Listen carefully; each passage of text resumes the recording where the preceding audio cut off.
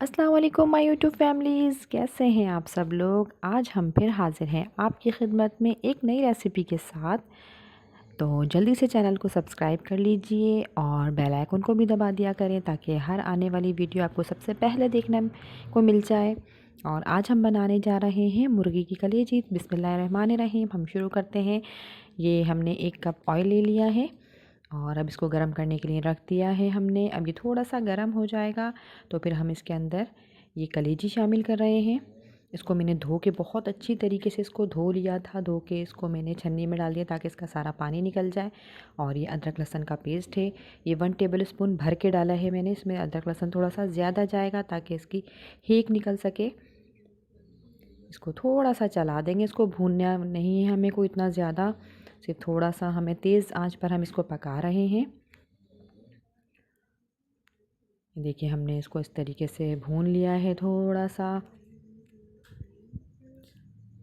अब हम इसके अंदर और मसाले शामिल करेंगे। ये प्याज पीस के रखी थी, ये 3 अदद प्याज है दरमियाने साइज़ की, इसको मैंने ब्लेंडर कर लिया था। और 3 से 4 अदद टमाटर लिए मैंने बड़े साइज़ के, उसको भी मैंने ब्लेंडर कर लिया है और इसके अंदर शामिल कर दिया। आप चाहें तो एक साथ भी पीस सकती हैं प्याज और टमाटर को एक साथ करके ब्लेंडर, और उसको आप शामिल कर दीजिएगा। मैंने अलग अलग करके डाला है। और अब ये मेथी ली है मैंने, 1 पाव मेथी ली है।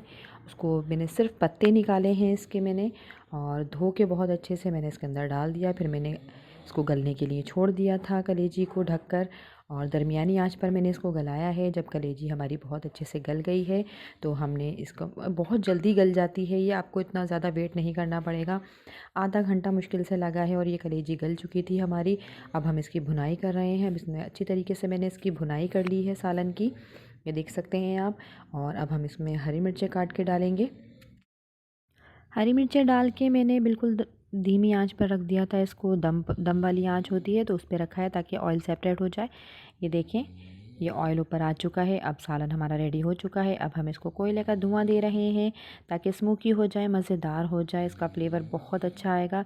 आपके बच्चे बहुत मज़े लेकर खाएंगे, यकीन मानिएगा, बहुत मज़े की बनती है। आप लोग ज़रूर ट्राई कीजिएगा और मुझे अपने फीडबैक देते रहा करें कि आप लोगों को मेरी रेसिपी कैसी लग रही है।